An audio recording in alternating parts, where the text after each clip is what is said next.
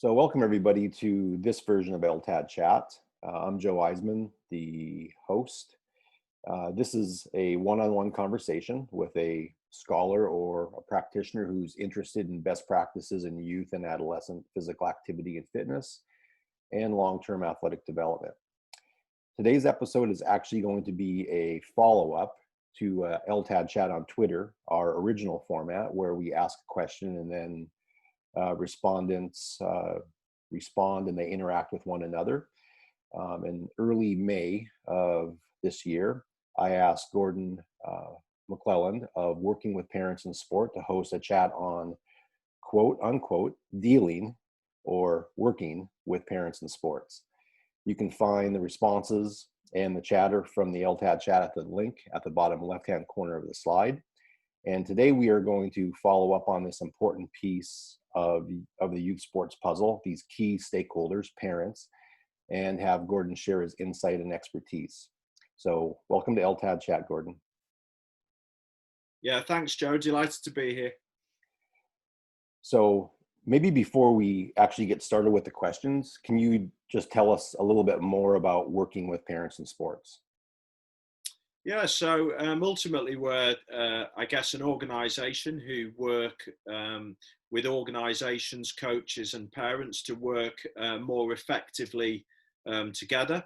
It's set off very much as a parent piece in trying to support parents, in the best possible way with content that they could relate to, reflect upon, and maybe think about some of their attitudes and behaviours to young people's sport. And as it's developed into a whole coach education piece and recognising the importance of the role that coaches have in making the relationship work, and also what organisations need to do with their own culture in order for coaches and parents to work most effectively together. So, what started off as a couple of resources and a blog has grown into an organisation now that works with sort of 10 national governing bodies and sporting organisations all over the world. So we're really pleased with how it's going.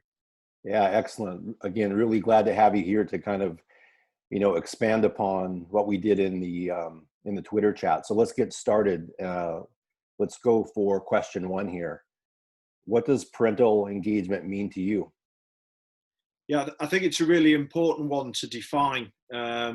It's become something of a buzz phrase, hasn't it? And you look at people's different interpretations to what it actually means. So we spent quite a bit of time really thinking about this, about what we wanted it to mean as our definition. And we finally came up with a positive role that a parent can play as a partner to the organisation and coach in the holistic and athletic development of their child, leading to a lifetime participation in sport or physical activity. Now, if I just break that down, there were a number of key bits. The first one being that we want the parental role to be positive. We want it to be a positive. They have the biggest influence over the kids, and as a result, they've got a key role to play. The second bit's the partner piece. We're not in a day and age where we can have coaches going in one direction and parents going in the other. We need to be working together in the best interests of young people. In both the holistic and athletic development, as coaches, we're not just there to do the athletic side of things. We've got to be looking after people as individuals and develop the holistic side of their character so that whatever they choose to go and do, or whether it's with you or in other sports, that we've really made a positive impact on the things that are really important. And then ultimately that our role, I guess, as parents and coaches ultimately should be that our children have a healthy relationship with physical activity and sport right through their adult life. And if we haven't created an environment where that happens, I think in many ways we've failed them, but we've got to understand what makes up that sporting experience in the first place. Yeah, outstanding. And I think we're probably going to keep breaking that down as we go through these questions as well. Let's go to the second question. So what are the biggest positives and biggest challenges when working with parents? Let's start maybe with positives? What are the biggest positives when working with parents?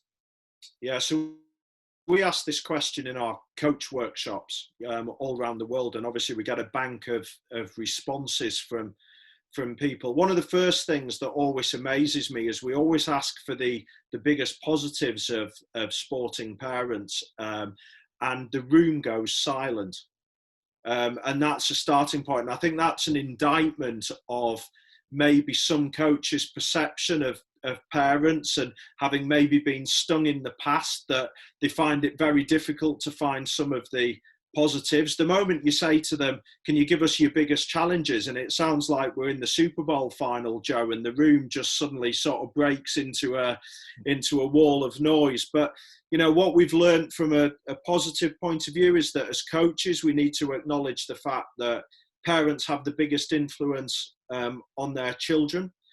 They can provide us as coaches with real insight into their children and how they learn and how they react, and give us information that we can work with.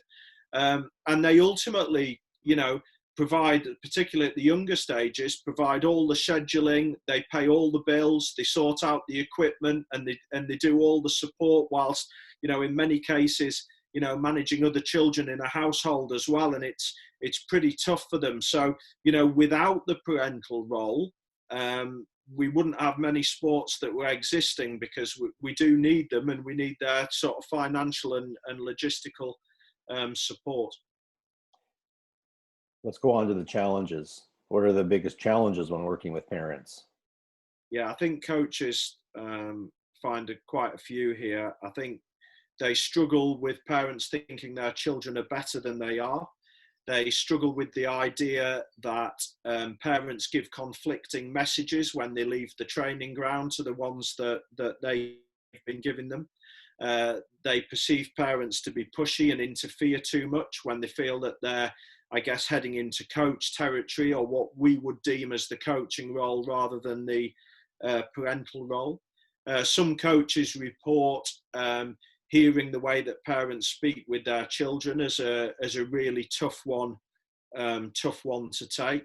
And many coaches, despite allowing it to happen, often don't like the way that parents support on the side of their pitches. And I think that coaches and organisations have got a responsibility to be have got a responsibility to play in that as well. And I often say to coaches, particularly in this piece with the challenges, if they're delivering conflicting messages, what messages are you giving parents to help follow up those conversations after games? Are you running up and down the sideline shouting at officials and shouting multiple instructions to your players? Because if you're doing that, for me, you've given carte blanche for the parents behind you to follow suit. So there's all these little intricacies to work through and reflect on. And again, you see just from our conversation that it isn't just one of the stakeholders here. Everybody's got a part to play in it. Yeah, that gets into question 3 here. So we know that there's a lot of challenges, but you also mentioned some of these positives as well that maybe we can include as a coach. So what do you suggest to coaches and organizations to engage sport parents? Yeah, I think we've got to be really good with our communication and very much sell what we're about, and have a very clear, I guess, culture and philosophy. I think we've got to be very aware as well that over the years, the parent piece that hasn't worked is telling parents what to do. So preaching at them and treating them like naughty children and going to tell them to go and stand behind a line clearly hasn't worked, because we're still facing the same issues that we faced 10, 15 years ago. So we've got to find ways of bringing them in, perhaps giving them a voice in the process, giving them more information. The more information we provide, the more reassured parents are. They're handing over the most precious thing in their world into the care of sports coaches and sports organisations. And actually, it's that fear of the unknown that often drives some of the poorer, parent behaviour. And I think we've just got to make sure that we're in a position to engage and articulate everything that we do. So that if parents ask, it's clearly thought out. Not everybody's going to agree with every decision we make as a sports organisation or as a coach, but we certainly need to have well thought out processes for everything that we look to implement. So they're just a few. There's obviously a lot more. Yeah, you brought up communication in your response. That was the first thing that you mentioned. So let's go into that with question 4 here. What do you think makes an effective communication policy for engaging parents? Yeah, it never ceases to amaze me this with organisations we work with, that in lots of cases there isn't even a communication policy. So what you end up with is a myriad of mixed messages through different formats and different channels from different people, and we wonder why parents are confused and struggle to buy into any form of culture. So it needs to be well thought out. We do need to have a plan. We need to be thinking about the type of information we want to share with parents. We need to think about how we're going to share that, because obviously certain things in our week we can do via messaging. Our logistics and our organisation and things to do with kit can be done via text, email. But actually, when we need to have those crucial conversations, or conversations that have a major impact on a family or a young player. We really need to be looking to create opportunities to have, face-to-face connection where we can actually convey the feelings that we actually do feel. We all know how easy it is to misinterpret a text or a piece of reading and actually take it totally the wrong way that it's mentioned. I think if we can be consistent with our messaging as well, so that parents get used to the same time each week that they're getting the logistics or they're getting the next set of information, so it becomes part of their weekly routine. And also just I think from a coach's point of view as well, we have lots of these sort of WhatsApp groups now, and they tend to spill over into a sort of extra social group. And I know a lot of coaches get fed up of all the notifications and all the buzzes, and sometimes get sucked into conversations that they don't particularly want to have, that put them in difficult positions. And I think we've got to be very clear about what the methods we're using are for and what we're hoping to achieve by them. So there's lots of things to think about there. And I think any sports club or any coach can actually sit, and if you actually got a big sheet of paper and wrote down some of those points and what it may look like for you, I think we'd certainly have a better aligned message going out to the parents. Yeah, Gord, when you started that, you mentioned that you were amazed at how many organizations or teams do not have, or coaches do not have, a communication policy. So, as you know, I'm a big advocate of long-term athletic development, and particularly system integration. So my question to you is, do you think this falls upon the coach or the organization, or maybe both? Maybe if you can get a coach who's a champion for working with parents in sports and creating effective communication policies, then individuals within a club or an organization can use the same policy. Because the other thing that you mentioned was consistency. Because as my son or daughter goes from U10s to U12s, and there's different approaches, Yeah. again, that can have a conflicting message as well, right? So Yeah. What is your approach to go at coaches or organizations and the leaders of those organizations? Yeah, I mean, my view is that we need to go to the leaders of the organizations as a first point of call. To me, coaches are merely gatekeepers of that wider culture. And it also then allows us to take into account some inexperienced coaches or younger people who maybe haven't been a parent yet, who find the whole parent chat thing very difficult and very difficult to control, that there's a layer of seniority above them. So I tend to go for the organisation, that they're laying down the culture, philosophy of the club, the communication. And this isn't about altering coaching styles of coaches and saying everybody must be robots, but actually it's just more about the messaging that we're giving out. And I think coaches are gatekeepers of that wider culture and need to make sure that in their engagement with parents, they're not stepping out of line with that wider culture and philosophy, because that's going to cause, problems later on.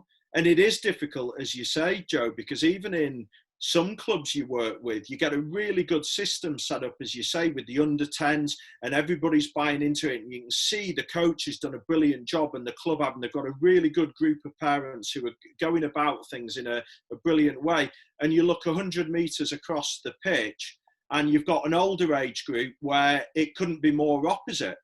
And then you sort of got parents looking around, saying, well, I don't understand. How's that happening there? And then that's happening over there. And then it leads to confusion about, what's acceptable, what we're trying to achieve here. So, yeah, organisation for me, coaches are the gatekeepers. And then we can sell parents what it is that we're offering them and what that looks like and what it may look like. And then they've got their choices to make about what they think is going to be best for their kid. Great. Last question. I'm going to change it up just slightly. So let's talk about fundamental approaches, the nuts and bolts of how to inform and engage parents, several of which you've already covered. Okay, let's make sure all of the listeners understand these are the fundamental aspects of informing and engaging parents. But let's also talk about some creative things that you've done as well. Yeah, I think we've got to provide information, and we've said that. The trouble is that information exchange rarely changes parental behaviour, because it just becomes something we read. This is why codes of conduct are often sort of nullified, because they come out at the same time every year, end up in the glove box, and nobody polices them 2 weeks later. So it becomes a bit of a false dawn, I guess, where we set off with good expectations and it never really sort of comes to anything. So I think what we've got to do, I think we've got to make sure that we are having a face-to-face meeting with parents. I think that's really important. We run lots of parents' workshops, but I think that pre-season meeting, but I think within that meeting, that isn't an opportunity for you to get everything off your chest and tell them how it's going to be or what you're going to expect and how you want them to behave. It's got to be cleverer than that, because it's an opportunity to learn about their children. It's an opportunity to learn about their thoughts and what they're hoping to achieve from the process. Of course, it's an opportunity for you to sell your philosophy, how you would like training to look, what your standards that you would expect. And I think a parents' meeting is a really good thing. And I think lots of people have got to that stage. The trouble is, we do the parents' meeting a bit like the code of conduct at the beginning, and then we do nothing till the same time next year. And actually, when we're saying that they're the behaviours, philosophies, cultures that we're looking to advocate within the group, we need to be regularly communicating those. And when we see them, celebrating them with the parents, so they start to value what is really, really important. And I think a mid-season meeting or something slightly less informal, maybe as a social gathering, just provides that opportunity to touch base and very much feel like people are working together. I mean, we do play lots of games in our meetings to try and explain the ups and downs of the sporting journey. For example, we play games out on the fields where we're encouraging parents to keep track of how many times, without realizing, they shout instructions, and have some fun competitions with that. Because actually, in order for behaviors to change and attitudes to change, we need to allow people to reflect, because we're unlikely to change what people do by telling them that you mustn't do this. We need to get them to understand why it's better to go about it in that way, in the best interests of their children. Because as soon as it becomes about being in the best interests of our kids, parents are more likely to maybe at least give you the courtesy of listening to what you've got to say. Great. Gordan, thanks a lot for sharing this information. Really important information on not dealing with parents, but working with parents in sports. And listeners can find more information on working with parents in sport at the website on the bottom right of the screen, www.parentsinsport.co.uk. Gordan, anything else that you want to share? I know before we got on, you were kind of talking about some excitement that you have that's going on within working with parents in sports. So care to share any of that with listeners?